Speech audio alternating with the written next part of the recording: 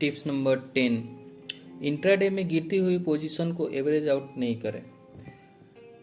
इस टिप्स को अच्छी तरह से समझने के लिए एक कहानी सुने। एक सब्जी बेचने वाली एक टोकरी भिंडी खरीद लेती है और उसे रिटेल ग्राहकों को बेचने बैठ जाती है। पर उस दिन मार्केट में भिंडी की डिमांड कम होती है तथा दूसरे बड़े व्यापारी के पास बाहर से भिंडी का ट्रक आ गया है। वह सस्ते में भिंडी की टोकरी 60 रुपये प्रति किलोग्राम के भाव से खरीद कर लाई थी और 65 रुपये प्रति किलोग्राम के भाव से बेच के मुनाफा कमाना चाहती थी। पर उसकी भिंडी 65 रुपये प्रति किलोग्राम की तुलना में सब्जी का बड़ा व्यापारी 50 रुपये प्रति किलोग्राम की भिंडी बेच रहा है।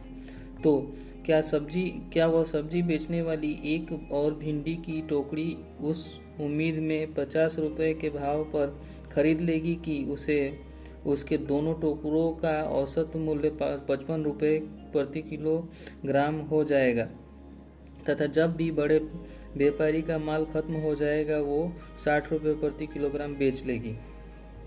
आपका उत्तर यदि हाँ में है तो यह गलत है, क्योंकि इंट्राडे पोजीशन जैसे शाम को मार्केट बंद होने से पहले काटनी जरूरी होती है, वैसे ही सब्जी वाली की सब्जी भी शाम तक नहीं बिकती तो खराब हो जाती है। इस बात की गारंटी नहीं है कि शाम तक बड़े व्यापारी की भिंडी बिक कर खत्म हो जाएगी, क्योंकि उस दिन आपूर्ति मांग से ज़्यादा हो गई है। इसलिए वह सब्जी वाली ऐसा नहीं करती, क्योंकि उसे दिख रहा है कि एक टुकड़ा तो खराब हो ही रहा है तो दूसरा टुकड़ा और खरीद लिया तो आज मार्केट में भिंडी वैसे भी ज़्यादा आई हुई है। शाम तक बड़े व्यापारी का माल बिक जाएगा तथा भाव वापस बढ़ जाएंगे। इसकी क्या गारंटी है? उल्टा उसका नुकसान और बढ़ जाएगा, क्योंकि बड़े व्यापारी की भिंडी जब शाम को बासी पड़ने लगेगी तब वह भाव और कम 40 रुपये प्रति किलोग्राम की ही कर देगा। एक कम पढ़ी लिखी सब्जी विक्रेता व्यापार करना जानती है। वो पहले से जो सब्जी नहीं बिक रही उसको और ज़्यादा खरीद कर एवरेज आउट नहीं करती। पर शेयरों में ट्रेडर जब खरीद लेता है तथा उसकी पोजीशन नुकसान में आ जाती है तो उसके अहम को चोट लगती है। वह सोचता है कि वह टिप्स तो इतने बड़े रिसर्च एनालिस्ट की है, वह फेल नहीं हो सकती। इसलिए वह गिरते हुए दाम पर शेयर और खरीद कर एवरेज आउट कर लेता है। पर जब शाम तक भी भाव नहीं बढ़ते तो वह दुगुना नुकसान उठाकर रिसर्च एनालिस्ट को भी गालियां निकालता है तथा फिर से एक नई परफेक्ट टिप की तलाश में निकल जाता है। तो अंतहीन खोज है। किसी भी रिसर्च एनालिस्ट की टिप 100% सफल नहीं होती। शेयरों में यदि ट्रेड करना है तो इसकी कला एक ही है कि इंट्राडे में आप गिरती हुई पोजीशन को एवरेज आउट नहीं करें, स्टॉप लॉस रखें तथा हानि व लाभ का अनुपात 1:2 रखें। हालांकि स्विंग ट्रेड जिसमें पोजीशन 1 दिन से 30 दिन तक होल्ड की जाती है, उसमें गिरती हुई पोजीशन को कुछ निश्चित नियमों के तहत लगातार एवरेज आउट करने की अनुमति है। उसमें हम प्रत्येक एवरेज आउट के साथ मुनाफे का टारगेट भी लगातार कम करते रहते हैं। इस प्रकार की स्विंग ट्रेड पर पुस्तक के आगे के भाग में विस्तार से बताया जाएगा। फिलहाल आप ध्यान रखें, इंट्राडे में यदि आपकी पोजीशन में मुनाफा नहीं होकर उल्टा नुकसान हो रहा है तो उसमें एवरेज आउट करने की जगह बाहर निकलने में ही फायदा है। जैसे उस सब्जी वाले ने भिंडी के भाव और कम होने से पहले तथा भिंडी के खराब होने से पहले ही भिंडी नुकसान में बेचकर और ज़्यादा नुकसान होने से बचा लिया तथा उन्हीं पैसों से उसने दूसरी सब्जी खरीद कर उसमें मुनाफा कमाकर नुकसान को भी रिकवर कर लिया। असल में कभी कभी इंट्राडे में भी ऐसे एवरेज करने पर मुनाफा हो जाता है, क्योंकि शेयर मार्केट काफ़ी अनिश्चित होता है। इसलिए किसी के साथ अंधे के हाथ बटेर लेगी जैसी कहावत हो जाती है। पर ज़्यादातर इंट्राडे में एवरेज आउट के मामलों में नुकसान और बढ़ जाता है। इसलिए ट्रेडिंग करते समय लालच व डर जैसी भावनाओं के साथ साथ आपके अहम की भावना को भी दूर रखना होता है। मैं गलत नहीं हूँ या फला सर गलत नहीं हो सकते या मैं इसी ट्रेड से लाभ कमाकर रहूँगा, ऐसी ईगो रखना गलत है। ट्रेड लेने से पूर्व ही टारगेट व स्टॉप लॉस का तय कर लीजिए तथा फिर उसका सख्ती से पालन कीजिए। व्यापार को व्यापार की तरह कीजिए, इसे क्रिकेट के मैच की तरह हार जीत का प्रश्न न बनाएं। प्रैक्टिकल अभ्यास।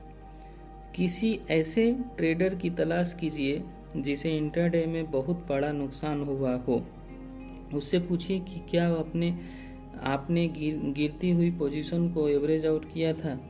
आप देखेंगे कि लगभग 100% मामलों में उसका उत्तर हाँ में होगा। टिप्स नंबर 11, ट्रेडिंग के लिए सबसे अच्छा इंडिकेटर कौन सा है? मेरे पास प्रतिदिन ऐसे बहुत से ईमेल्स और यूट्यूब कमेंट्स, ब्लॉग कमेंट्स आते हैं कि ट्रेडिंग के लिए टेक्निकल चार्ट का एनालिसिस सिखाते हुए ट्रेडिंग के लिए टेक्निकल चार्ट पर सबसे अच्छा इंडिकेटर कौन सा है इसके बारे में जानकारी दूं। शेयर बाजार में प्रैक्टिकल चार्ट पर शेयर की मूवमेंट को एनालिसिस करने वाले 200 से अधिक इंडिकेटर जैसे RSI, WAPT, IMI, EMA, DMA, SMA उपलब्ध हैं। इसमें से कुछ बहुत साधारण हैं और तो कुछ बहुत जटिल हैं। सभी ट्रेडर यह तलाशते रहते हैं कि इतने सारे इंडिकेटर में सबसे बेस्ट कौन सा है। आमतौर पर नए ट्रेडर को ऐसे किसी परफेक्ट इंडिकेटर की तलाश में रहते हैं जो अलादीन के चिराग की तरह हो तथा जो 100% सही व सटीक जाए। इस बेस्ट इंडिकेटर की तलाश में वे शेयर बाजार पर नई नई पुस्तकें पढ़ते हैं। हो सकता है आपने भी यह पुस्तक इस परफेक्ट ट्रेडिंग सिग्नल की प्रयास को पूरा करने के लक्ष्य से ही खरीदे हो। इंट्राडे ट्रेडिंग व टेक्निकल चार्ट एनालिसिस पर लाखों पुस्तकें उपलब्ध हैं। सभी में 1, 2 या 3, 4 सिग्नल मिक्स करके ट्रेडिंग पर लंबे चौड़े ज्ञान दिए जाते हैं। पर नया ट्रेडर जब पुस्तक पढ़कर उसके ज्ञान को यथार्थ के धरातल पर रखने जाता है तो उसे लगता है यह टिप्स भी परफेक्ट नहीं है। उसकी तलाश फिर शुरू हो जाती है। यूट्यूब पर इस विषय पर करोड़ों की संख्या में वीडियो उपलब्ध है। उनको देखने से ऐसा लगेगा कि आज तो परफेक्ट ट्रेडिंग सिस्टम मिल ही गया। पर फिर प्रैक्टिकल ट्रेडिंग में उस सिस्टम से कुछ दिन फ़ायदा होता है, फिर इतना नुकसान होता है कि स्टॉप लॉस उड़ते उड़ते वह फ़ायदा भी चला जाता है। जब मैं आपको जो बेस्ट इंडिकेटर बताने वाला हूँ वह थोड़ा कड़वा है, पचाने में भारी है, नए ट्रेडर को तो बिल्कुल हजम नहीं होता, पर यह शाश्वत सत्य है।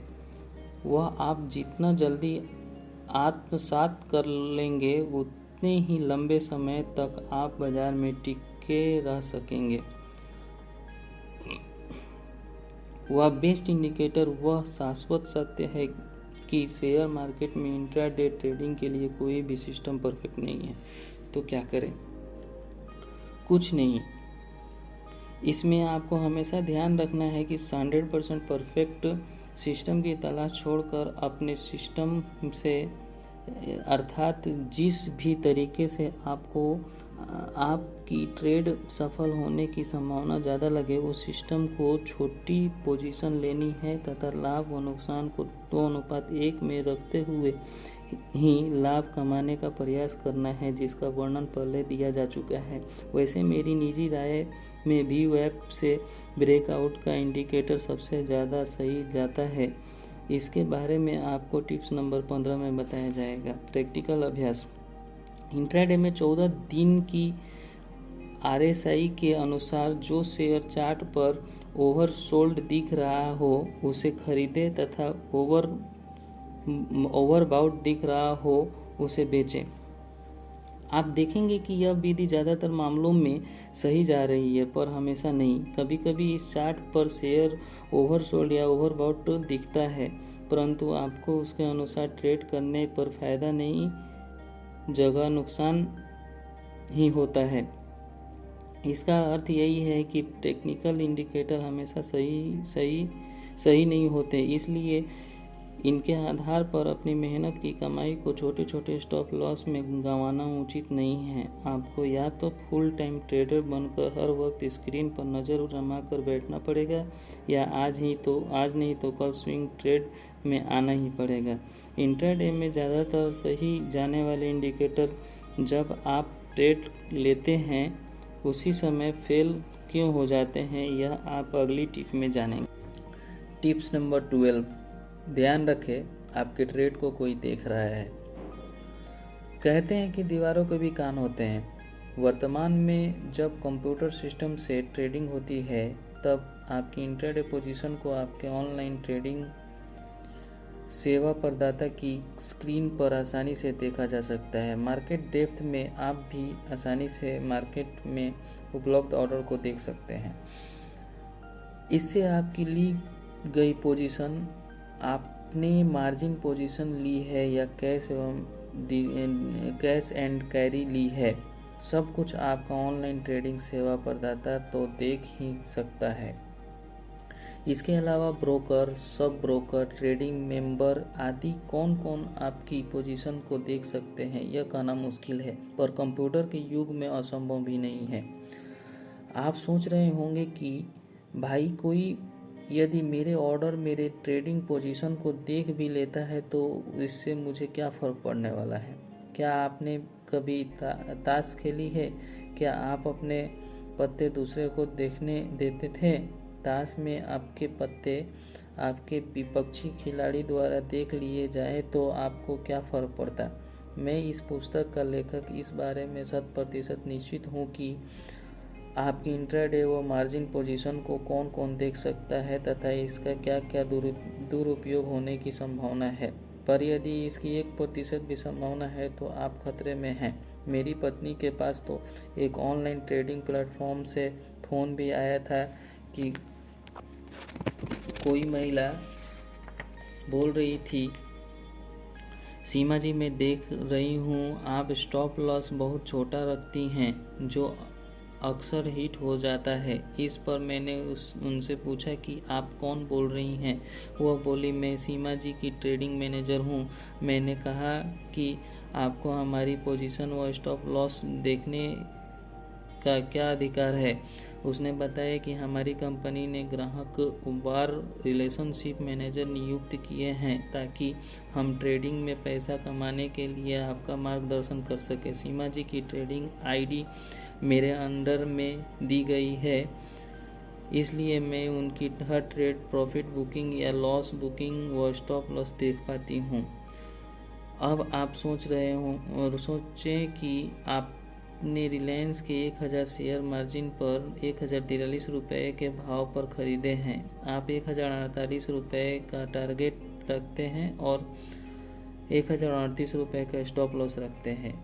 एक बड़ा ऑपरेटर यदि यह पोजीशन देख सकता है जो उसे पता है मार्केट में कितने ऑर्डर किस भाव पर लगे हैं, उससे दिख रहा है कि यदि वह रिलायंस में 5000 शेयर एक साथ बेच देता है तो आपका स्टॉप लॉस हिट हो जाएगा, क्योंकि 5000 शेयर एक साथ बेचने पर भाव 1043, 1042, 1041, 1040 इस प्रकार गिरते कम होकर 1035 रुपये पर आ जाएगा, तो आपका स्टॉप लॉस 1038 रुपये हिट हो जाएंगे। उसी समय वह 5000 शेयर वापस भी खरीद लेगा। इसके 5000 शेयर 1043 से 1035 रुपये के बीच बिके।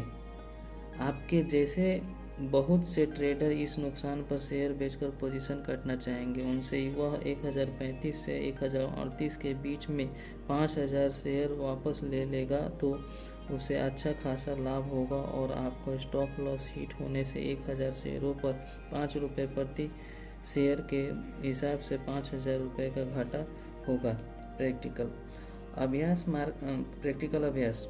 मार्केट में किसी लो वॉल्यूम शेयर की तलाश करें, उसकी मार्केट डेप्थ देखें। मार्केट डेप्थ देखना मैंने टिप्स नंबर 3 में बताया है।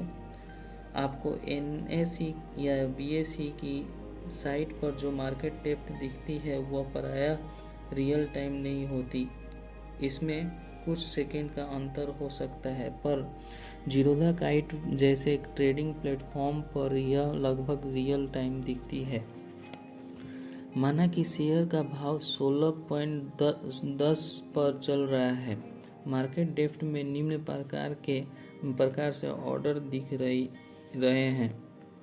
खरीद ऑर्डर 16.10 पर 500 शेयर, 16.05 पर 1 शेयर, 16.00 पर 5 शेयर, 15.95 पे 8 शेयर, 15.90 पर 1000 शेयर। बिक्री ऑर्डर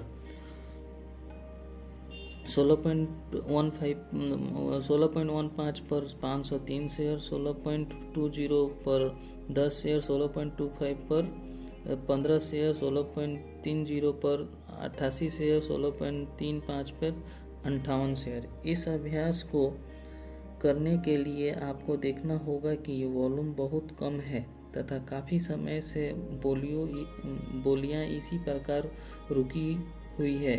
तो यदि आपके पास 16.15 से 16.35 के बीच बिक्री के लिए उपलब्ध सभी शेयरों अर्थात 503 प्लस 10, 15, 88, 58 कुल 674 शेयरों को 16.35 के भाव पर खरीदने लायक ऑर्डर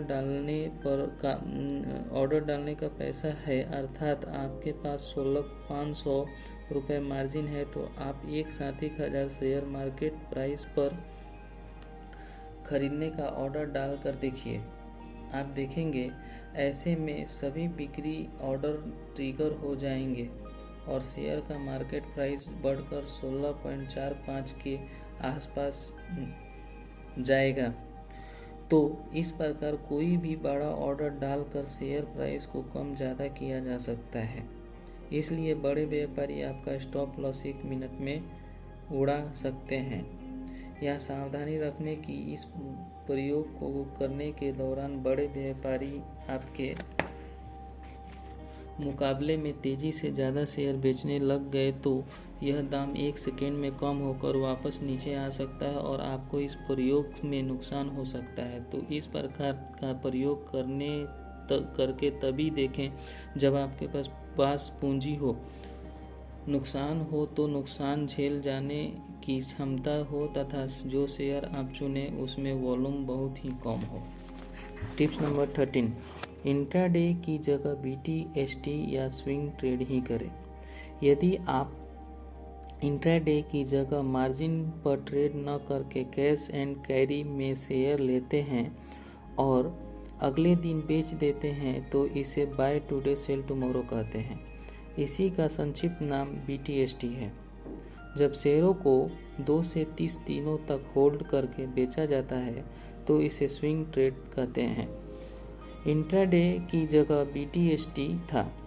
स्विंग ट्रेड की पोजीशन लेना आपके जीतने की संभावना को बढ़ा देता है, क्योंकि इसमें एक तो ऑपरेटर की लीवरेज पोजीशन को ट्रिगर नहीं करवा सकता, दूसरा आपके पास समय भी ज़्यादा होता है जिसमें शेयर परफॉर्म कर सकता है। इंट्राडे में एवरेज आउट करना घाटे का सौदा होता है, परंतु स्विंग ट्रेड में यदि आप अनुशासन के साथ बताए गए नियमों से एवरेज करते हैं और प्रत्येक एवरेज के साथ साथ अपना प्रॉफिट टारगेट भी कम करते हैं तो आप इसमें आसानी से बगैर नुकसान किए बाहर निकल सकते हैं। स्विंग ट्रेड में चूँकि शेयरों की डिलीवरी ली जाती है इसीलिए इसको ट्रेडिंग की जगह निवेश माना जाता है। टैक्स नियमों में भी यह ट्रेडिंग का सट्टा आय के दायरे में न आकर शॉर्ट टर्म कैपिटल गेन्स के दायरे में आता है, जिसे आप इनकम टैक्स हार्वेस्टिंग से बचा सकते हैं। इनकम टैक्स हार्वेस्टिंग के बारे में आप आगामी टिप्स में पढ़ेंगे। आगे के अध्याय में विनिंग स्विंग ट्रेड करने का शेयर जीनियस मेथड बतलाया जाए। Tips number 14, winning swing trade का शेयर जीनियस मेथड। प्रतिदिन किसी एक्सचेंज पर जितने शेयर ट्रेड होते हैं उनका उस ट्रेडिंग डे का सभी ट्रेड हुए शेयरों का जो औसत मूल्य होता है उसे उस दिन का वॉल्यूम प्रभारित औसत मूल्य VWAP कहते हैं। मान लें कि TCS के शेयर का 17 अक्टूबर 2018 का वॉल्यूम प्रभारित औसत मूल्य 1948 रुपये 30 पैसा है, तो आपको इस एवरेज मूल्य 1948 रुपये 30 पैसा पर अगले दिन सिर्फ एक शेयर खरीदने का आफ्टर मार्केट ऑर्डर या लिमिट ऑर्डर भरकर रख देना चाहिए। अर्थात अगले दिन 18 अक्टूबर 2018 को यदि शेयर का प्राइस पिछले दिन की VWAP पर आएगा तो शेयर आपके लिए खरीद लिया जाएगा।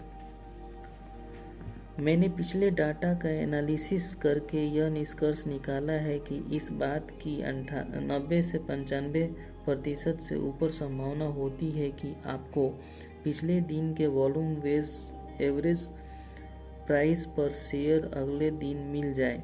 इस प्रकार यदि आप रोज पिछले दिन की VWAP पर खरीद करते हैं तथा एक दिन में सिर्फ एक ही शेयर खरीदते हैं तो उसमें यदि आपका ट्रेडिंग खाता किसी डिस्काउंट ब्रोकर के साथ है जहां डिलीवरी में कैश में करने पर ब्रोकरेज नहीं लगती, ऐसे ब्रोकर में 1000 रुपये का शेयर खरीदने से सिर्फ 1 से 2 रुपये GST व STT आदि ही लगता है, तो ही आप इस विधि से ट्रेड कर सकते हैं।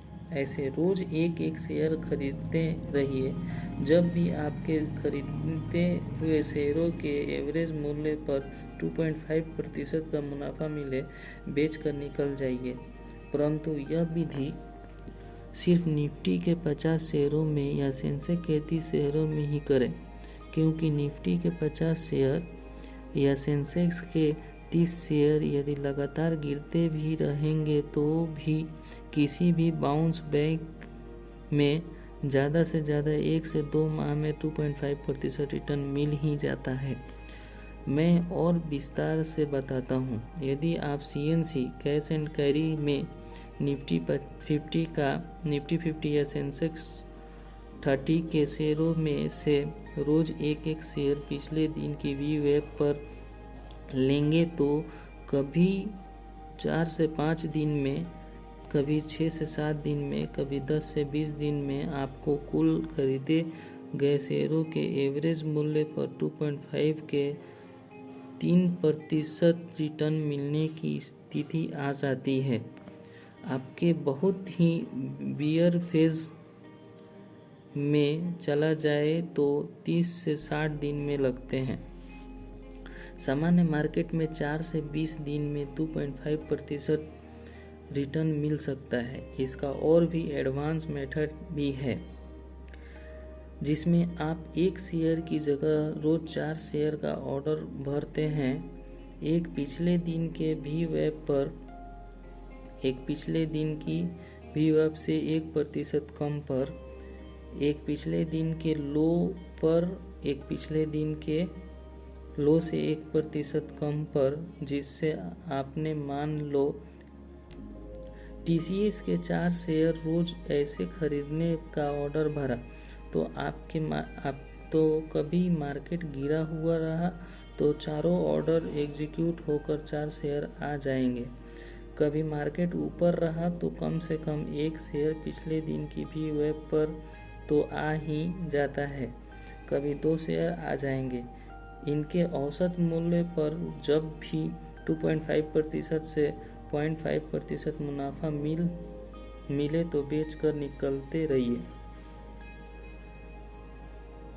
यहाँ एवरेज के साथ मुनाफे का टारगेट कम करते रहना है। जैसे पहले दिन की खरीदारी के बाद औसत मूल्य पर आपको 2.5% टारगेट मिले तो लेना है, परंतु यदि आपको यह टारगेट नहीं मिला, आपने दूसरे दिन भी इसी विधि से खरीदारी की, तो आपको अब औसत मूल्य पर 2% टारगेट मिले तो ले लेना है। यदि आपने 3 दिन लगातार एवरेज कर लिया तो अब 1.5% टारगेट ही मिले तो ले लेना है। इससे आप सुरक्षित रहेंगे और मूल पूंजी वापस मिलते रहने से आप कम पूंजी में बार बार ट्रेड कर ले सकेंगे। दुर्भाग्य से 4 दिन एवरेज करने पर भी मुनाफा नहीं मिले तो टारगेट 1% ही रह गया है। हफ्ते का 5वां दिन जो मार्केट का अंतिम ट्रेडिंग दिन है, उसमें भी आपको उक्त विधि से एवरेज करने पर लाभ नहीं होता तो आपको 0.5% प्रॉफिट ले लेना चाहिए।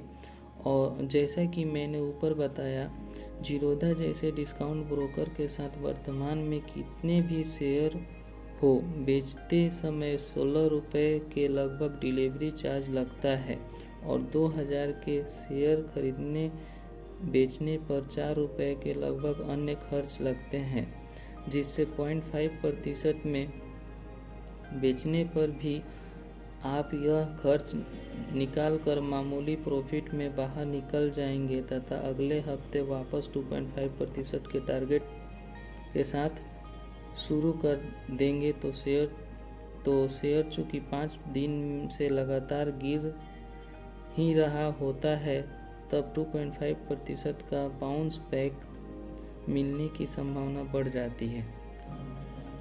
फंडा यह है कि आप कभी 2.5%, कभी 2%, कभी 1.5%, कभी 1%, कभी 0.5% के साथ इस विधि से ट्रेड करते करते बगैर नुकसान के आसानी से औसतन 1% साप्ताहिक रिटर्न ले सकते हैं।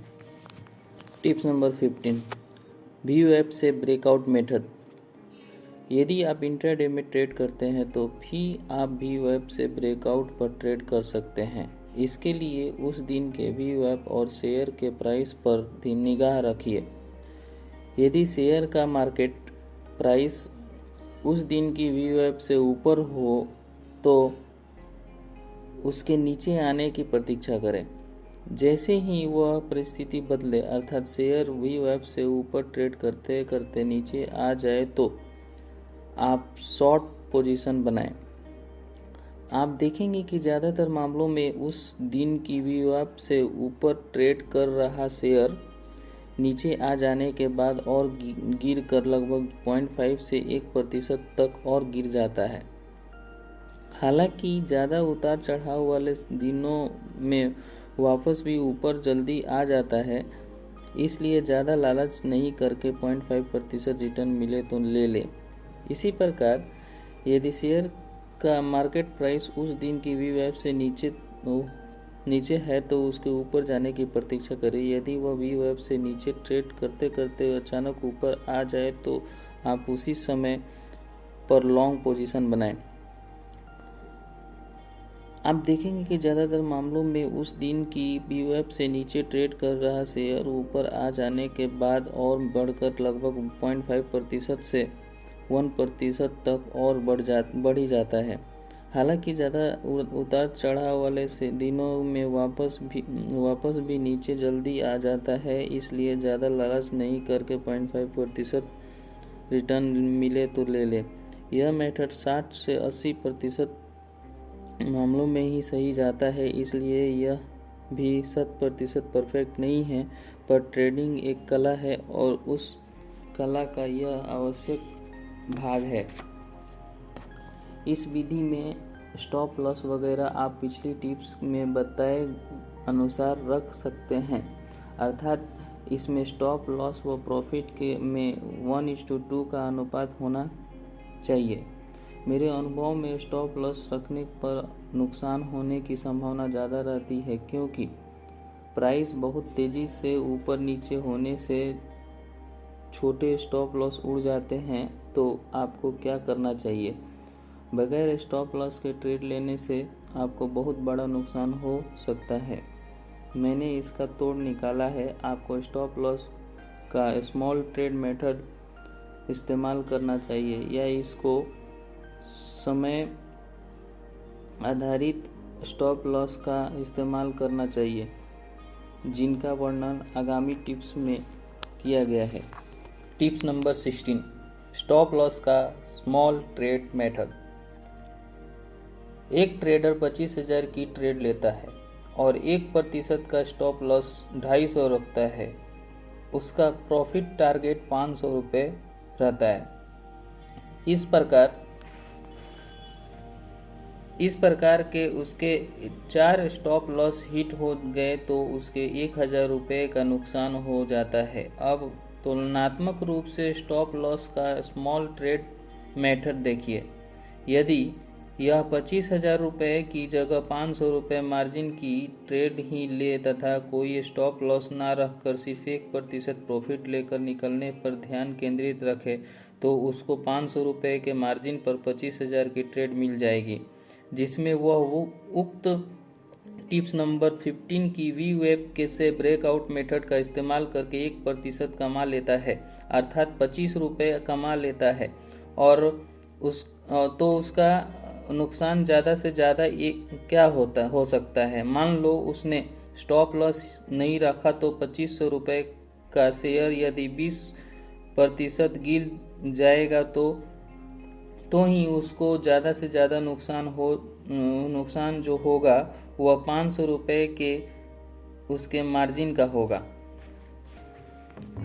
पहली बात तो ये, यदि आप निफ्टी जैसे इंडेक्स के शेयरों में निवेश करते हैं तो वे एक ही दिन में 20% एक साथ टूटेंगे, इसकी संभावना न के बराबर होती है। दूसरी बात, टूट भी जाए तो 500 रुपये का अधिकतम नुकसान एक प्रकार से स्टॉप लॉस ही है। तीसरी बात, आप स्टॉप लॉस प्रतिशत में न रखकर समय पर आधारित रखें, अर्थात आप वॉल्यूम आधारित औसत मूल्य से ब्रेकआउट पर पोजीशन लेते हैं तो पोजीशन छोटी रखें तथा मन में तय रखें कि 20 मिनट की अधिकतम समय सीमा में फ़ायदा मिला तो ले लूँगा, नहीं तो जो भी नुकसान होगा लेकर निकल जाऊँगा। इसमें 20 मिनट की सीमा का नुकसान आपका स्टॉप लॉस है और यदि ब्रेकआउट सच्चा है तो आपको 20 मिनट के अंदर उचित फ़ायदा मिल ही जाता है। जैसा कि पहले बताया जा चुका है कि इंट्राडे ट्रेडिंग में कभी कभी नुकसान होना बुरी बात नहीं है, बस उसके फ़ायदा और नुकसान में फ़ायदा ज़्यादा एवं नुकसान कम रहना जरूरी है। प्रैक्टिकल अभ्यास। वास्तविक ट्रेड लेने से पहले इस विधि के आधार पर कागजों में काल्पनिक हिसाब रख कर ट्रेड लें। 20 मिनट में लाभ मिले तो नोट करें, नुकसान हो तो कितना हो रहा था नोट करें। कम से कम 5 दिन तक ऐसा अभ्यास करके देखें। इसके बाद मनन करें कि कैसा रहा। अपने परिणामों से मुझे मेरे YouTube चैनल या ब्लॉग पर कमेंट से अवगत जरूर कराएं। टिप्स नंबर 17, लीवरेज ट्रेडिंग की मानसिकता पर नियंत्रण। जैसा कि मैंने पहले भी बताया है कि लालच में आकर बड़ा पोजीशन ले लेना आपके फाइनेंशियल स्वास्थ्य के लिए घातक है। मार्जिन पर बहुत बड़ी पोजीशन लीवरेज पोजीशन कहलाती है। इससे मार्केट की कोई भी विपरीत चाल आपको बुरे नुकसान में ला सकती है। मान लो कि किसी ट्रेडर के पास 100 रुपये मार्जिन है तो उसे नियमानुसार अधिकतम 25 रुपये ही मार्जिन के रूप में पोजीशन लेने के लिए लगाने चाहिए। पर यदि ट्रेडर को उस ट्रेड में लाभ हो जाता है तो वह लालच में आ जाता है कि क्यों न पूरी मार्जिन मनी 100 रुपये को लगाकर ज़्यादा से ज़्यादा कमाया जाए। यही लालच उसके लिए बुरी बला साबित होता है। इसलिए आपको अपने उपलब्ध मार्जिन व पोजीशन में भी हमेशा 4:1 का अनुपात रखना चाहिए। आपने अभी तक प्रॉफिट व स्टॉप लॉस का अनुपात तो सुना होगा, पर मार्जिन व पोजीशन का अनुपात हो सकता है कि आपने पहली बार सुना होगा। चलिए मैं आपको इस अनुपात के बारे में समझाता हूँ। मान लीजिए आप एक इंट्राडे ट्रेडिंग का खाता खुलवाते हैं और उसमें ट्रेडिंग करने के लिए 40,000 रुपये की मार्जिन मनी जमा करते हैं। तो अब ज़्यादातर छोटे निवेशक इस पूरे मार्जिन के उपयोग होने तक पोजीशन लेते रहते हैं। जैसा पहले उन्होंने एक शेयर में पोजीशन ली, उसमें 4,000 मार्जिन यूज हो गया, दूसरे में 5,000 मार्जिन यूज हुआ। इससे करते करते वे तब तक पोजीशन लेते हैं जब तक कि उनका पूरा 40,000 का मार्जिन काम में न आ जाए। ये पोजीशनें ही लीवरेज पोजीशन है, अर्थात ऐसी पोजीशनें जिनसे आपका सारा मार्जिन खत्म हो जाए लीवरेज पोजीशनें कहलाती है। अब यदि आप स्टॉप लॉस नहीं रखते हैं या आपका स्टॉप लॉस हिट नहीं भी होता तो भी आपकी बड़ी पूंजी कैसे डूब सकती है, यह आपको समझना चाहिए। मान लीजिए आपने लीवरेज पोजीशन बनाई और स्टॉप लॉस भी रखा, परंतु मार्केट में बड़ी मूव आ गई तो आपका ब्रोकर आपकी पोजीशन को बनाए रखने के लिए अतिरिक्त मार्जिन की मांग करेगा जो आपके खाते में नहीं है। ऐसी स्थिति में आपका ब्रोकर मार्जिन के अभाव में आपकी उक्त सभी लीवरेज पोजीशनें बेचकर लॉस बुक कर देगा और आप बड़े घाटे में आ जाएंगे। जबकि मेरे नियम से आपके पास यदि 40,000 का मार्जिन है तो उस दिन के लिए आपको 4:1 में मार्जिन व पोजीशन रखनी है, अर्थात 4 रुपये कुल मार्जिन हो तो उस दिन ज़्यादा 1 रुपये की पोजीशन ले सकते हैं। यहाँ 40,000 कुल मार्जिन है तो आप 30,000 अपने खाते में ही रखें और 10,000 से ही डे ट्रेड की पोजीशन बनाएं। हमेशा याद रखें कि कल भी मार्केट खुलेगा, हमें एक दिन में ही करोड़पति नहीं बनना। इस नियम से आप उस दिन सिर्फ 10,000 का मार्जिन इंट्राडे में प्रयोग कर सकते हैं, उससे ज़्यादा का नहीं कर सकते। वह कल के लिए है और आपको याद रखना है कि आपको किसी भी हालत में यह मार्जिन उस दिन में प्रयोग नहीं करना। आप चाहे तो इसके लिए अपने इष्ट की या प्रिय व्यक्ति की सौगंध भी ले सकते हैं कि आप लालच नहीं करेंगे और 4:1 में ही मार्जिन व पोजीशन हमेशा बनाए रखेंगे। यह नियम आपको भावनाओं में बहने से बचाएगा, जिससे आप यदि उस दिन 10,000 के मार्जिन पर ट्रेड लेकर 2,000 हार गए तो अगले दिन आपका मार्जिन 38,000 ही बनेगा। तब अगले दिन आप 4:1 के नियम से 38,000 को 4 से विभाजित करके 9,500 के मार्जिन की ही पोजीशन लें, इससे ज़्यादा की नहीं। इसी प्रकार यदि आप 10,000 के मार्जिन पर 2,000 जीत जाते तो अगले दिन आपके पास 42,000 का मार्जिन होता। अब आप ज़्यादा से ज़्यादा 10,500 की पोजीशन अगले दिन ले सकते हैं। इस प्रकार 4:1 का मार्जिन रखने पर आप भावनाओं में बहकर लीवरेज पोजीशन लेने से बच सकते हैं। आपने कई बार सुना होगा कि इंट्राडे ट्रेड में कई बार ट्रेडर एक ही दिन में अपनी सारी पूंजी गंवा बैठते हैं। ऐसा लीवरेज पोजीशन तथा मार्केट में लड़ने की हिमाकत करने के कारण से ही होता है। मार्केट से लड़ने के बारे में आप अगली टिप में पढ़ेंगे। टिप्स नंबर 18, मार्केट से लड़िए मत। एक ट्रेडर को लालच, डर, अहंकार की भावनाओं से मुक्त होना चाहिए। आपको एक सफल ट्रेडर बनने के लिए एक रोबोट की तरह ट्रेड करना पड़ेगा। ट्रेडिंग के साथ भावनाओं का मिश्रण मत कीजिए। अब आप सोच रहे होंगे कि मैं इतना उपदेश क्यों देने लग गया। मेरा उपदेश आपको ललित प्रजापति की कहानी से समझ आ जाएगा। ललित प्रजापति ने ट्रेडिंग की एक बेहतरीन विधि ढूंढ निकाली थी। असल में ऐसे ही अंधेरे में तीर मारते मारते उसने सोचा कि यदि मैं स्टॉक पिछले दिन के क्लोज प्राइस को बेस मान लेता हूँ और आज तब तक स्टॉक पिछले क्लोज प्राइस के ऊपर रहेगा,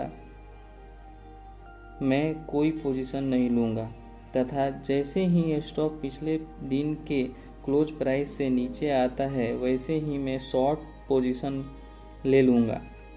उसने ऐसा ही किया भी। उसने 4 स्टॉक चुने। 4 में से 3 में उसने मौका मिल गया कि स्टॉक पिछले दिन के क्लोज प्राइस से ऊपर ट्रेड करते करते गिरने लगे। जैसे ही क्लोज प्राइस के नीचे गए ललित ने शॉर्ट कर दिया। स्टॉक गिरते गए अच्छी खासी कमाई हो गई। अब ललित ने अगले दिन दोगुनी मार्जिन मनी से ऐसा किया। जो स्टॉक पिछले क्लोज से नीचे होते वह उसके ऊपर जाते ही खरीदारी की पोजीशन ले लेता और जो पिछले दिन के क्लोज से ऊपर होते उनके नीचे जाते ही बिकवाली की पोजीशन ले लेता। दूसरे दिन भी उसने ऐसा ही खूब मुनाफा कमाया।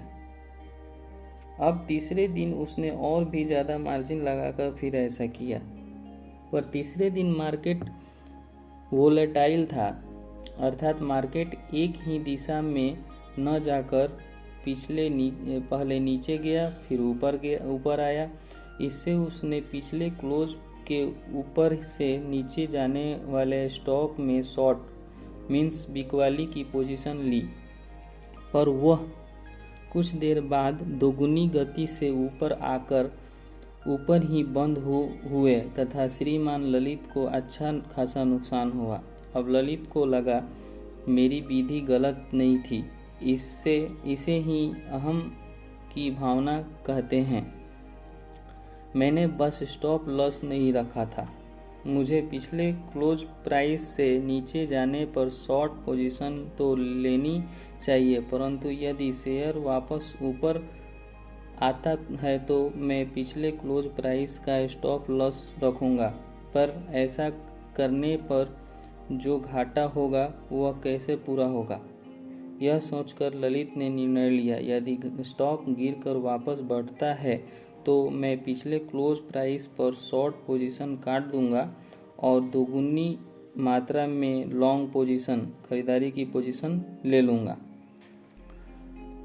तब उसमें जो दुगुना मुनाफा होगा उसे स्टॉप लॉस वाला घाटा रिकवर होकर भी मैं मुनाफे में ही रहूँगा। यह लालच की भावना थी। अब अगले दिन उसने शेयर ए को चूज किया। उसका पिछला क्लोज प्राइस 340 रुपये 80 पैसा था। शेयर 342 रुपये 40 पैसा पर खुला। कुछ देर ट्रेड करने के बाद 340 रुपये 80 पैसा से नीचे 340 रुपये 70 पैसा पर आ गया। ललित जी ने नियमानुसार 100 शेयर बेच दिए। शेयर घटकर 337 रुपये तक आ गया, पर उन्होंने मुनाफा बुक नहीं किया, क्योंकि पता है अब इतना गिर गया है तो क्या बढ़ेगा, अभी मैं गिरने दो, मुनाफा और भी बढ़ेगा। लालच की भावना पर उल्टा हो गया। स्टॉक कुछ ही समय बाद 340 रुपये 70 पैसे से अचानक ऊपर 341 रुपये 30 पैसा पर आ गया। ललित जी ने 341 रुपये 30 पैसा पर शॉर्ट पोजीशन का लॉस बुक करके 200 शेयर खरीद डाले। दुगुनी मात्रा में लॉन्ग पोजीशन ले ली। शेयर ऊपर तक जाकर अचानक गिरा। उन्होंने इस बार स्टॉप लॉस नहीं रखा था, इसलिए स्टॉक 336 रुपये पर ही आ गया। अब उन पर डर की भावना चढ़ गई। उन्होंने तुरंत 200 शेयर की जगह 600 शेयर बेच डाले, जिससे 200 की लॉन्ग पोजीशन कवर हो गई तथा 400 शेयर की शॉर्ट पोजीशन हो गई। इससे पहले कि वो कुछ स्टॉप लॉस लगाते, शेयर वापस 341 पर आ गया। अब ललित जी मार्केट से लड़ने लगे। कभी घटता तो दुगुनी मात्रा में शॉर्ट करते, बढ़ता तो 4 गुना मात्रा में वापस लेते। ऐसा लड़ते लड़ते इस उतार चढ़ाव भरे दिन में कब उन्हें अच्छा खासा घाटा हो गया, उन्हें समझ में ही नहीं आया। हो सकता है बहुत से ऐसे ट्रेडर जिन्होंने मार्केट से लड़ने में पैसा गंवाया है, उनके यह कहानी की अपनी कहानी जैसी लगे, पर ऐसा किसी के साथ भी भावनाओं में बहकर हो सकता है। तो आज की शिक्षा यही है कि मार्केट में लड़ने के लिए एक ही दिन में बार बार रणनीति न बदले। याद रखें कि कोई भी रणनीति 100% सही नहीं होती। एक दिन आप मार्केट में नहीं कमा सके तो कल भी मार्केट खुलेगी। अपना स्टॉप लॉस व टारगेट फिक्स रखें। अपने अहंकार, लालच और डर व गुस्से पर काबू रखें।